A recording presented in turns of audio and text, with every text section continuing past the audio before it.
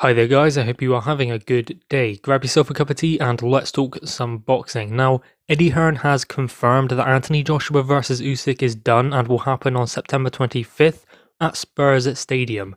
That is still the plan for Spurs Stadium, but September 25th is pretty much set in stone. He also said that they were waiting for the Boris Johnson announcement, that they were waiting for full capacity to have at the stadium. So, of course, that was, I guess, the hold up with negotiations. I mean, everything's pretty much done, but they would want to have a full capacity inside the stadium for this fight.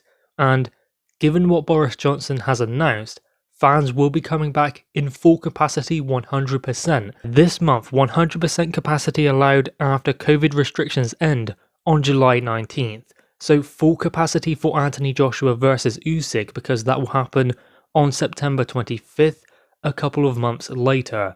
So this date is approaching. Obviously, Anthony Joshua will already be in camp, Oleksandr Usyk already in camp. It is interesting how Tyson Fury versus Deontay Wilder 3 will happen in a couple of weeks, and AJ is fighting quite a bit after, but that's fine, it doesn't matter because AJ is facing a different kind of opponent, an opponent with different boxing abilities than, say, Deontay Wilder, someone who Tyson Fury has faced before in the boxing ring, and who he was likely preparing for even when AJ negotiations were happening, because he's going to want a full training camp. He's not going to want to give away his world title to Deontay Wilder for not being prepared properly. So there would have been ample time to make preparations for Tyson Fury in the lead up to signing that Deontay Wilder deal, and that will happen very soon. We seem to be back in that situation again of hoping Tyson Fury wins and hoping Anthony Joshua wins, so that we can get that undisputed fight to be made. Now, another interesting thing is Dillian Whyte's situation. Apparently, negotiations are underway between him and Jermaine Franklin to have a fight in the US. Now, what is interesting about that is Jermaine Franklin is undefeated. He's not a big name. He hasn't beaten anyone of note, but that will likely be Dillian Whyte's next fight. Eddie Hearn also said that Dillian Whyte's next two fights could be in the US. They are looking at Charles Martin and potentially Chris Arreola. Those are some potential names for later in the year.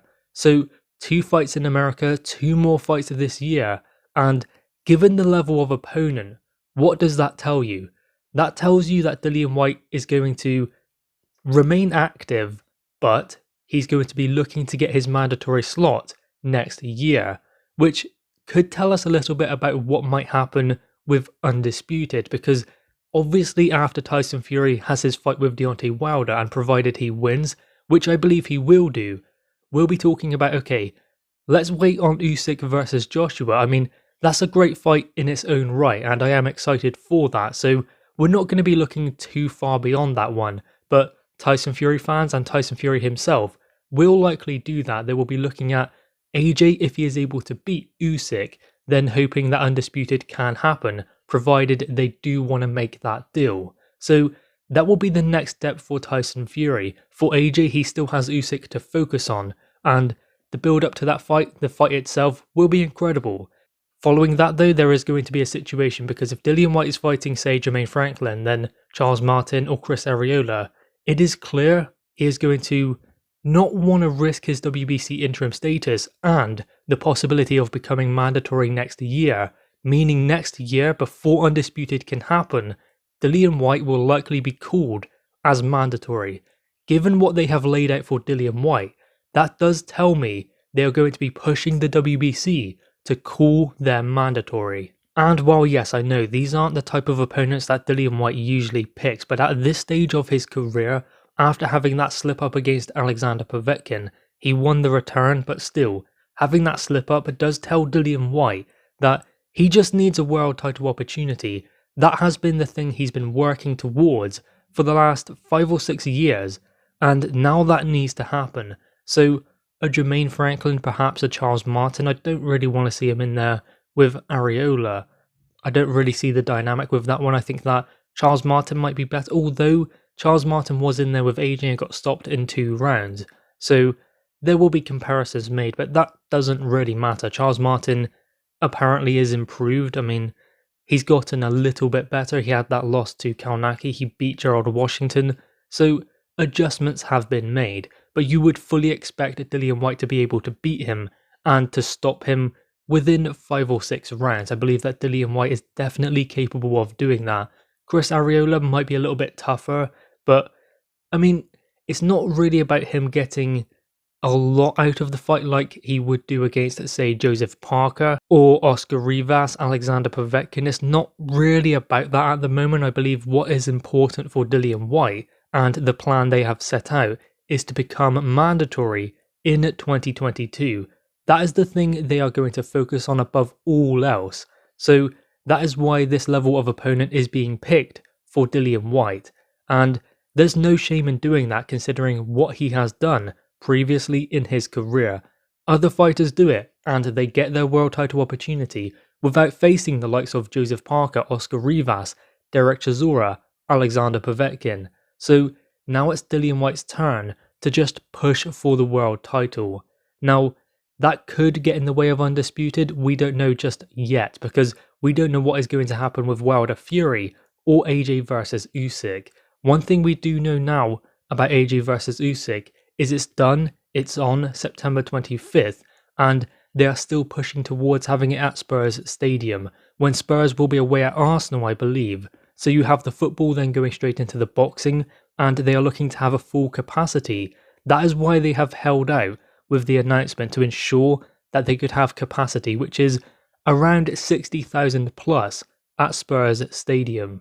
Which will be incredible to have a full capacity, all the fans back in the stadium, because it's been a while since we've been able to see that, to have full capacity. Fans have been coming back and that's been great, but to have potentially 60,000 at Spurs Stadium for AJ versus Usyk is incredible. Now, there's not much word on the undercard at the moment. I would imagine they are going to plan to put on a stacked undercard. The interesting thing about Wilder Fury is they are doing an all heavyweight showdown, so the undercard is all heavyweights with the likes of Frank Sanchez versus Efe Ajagba on the undercard. And I believe they have to put together that strong undercard because they had those negotiations with AJ versus Fury, then all of a sudden just went into the Wilder fight. So they have to maintain that kind of buzz around Tyson Fury somehow. So maybe putting on a stacked undercard will tempt certain fans who would otherwise say, nah, I'm not paying for Fury Wilder 3 because of what happened, and we don't really want to see that fight again, but they put on that kind of undercard. It's going to make us intrigued slightly. Now, I wouldn't expect AJ versus Usyk to be an all heavyweight showdown. I mean, they might go that way, but I don't think that they will. One fight that they could put on the undercard that they are looking to do is Joe Parker versus Derek Chisora 2. That is one that is undergoing negotiations right now, although I do suspect they will look to put that on its own show, on its own event, because that has probably become a bigger draw since the last fight. I mean, that one was a very entertaining heavyweight fight, so next time around, maybe the buzz will be even bigger, because Joe Parker has had more time with Andy Lee to adjust and prepare himself for someone like Chisora. So I don't know what they might do with that, but putting it on the undercard of AJ versus Usyk would be brilliant. Chief support, that would be an incredible fight to go into AJ and Usyk, but that is unconfirmed at the moment, and the undercard, I would imagine, is being put together as we speak. Anyway, guys, what are your thoughts on this? Make sure you leave your thoughts in the comments below. Also leave a like and grab that subscribe button. Thanks, guys.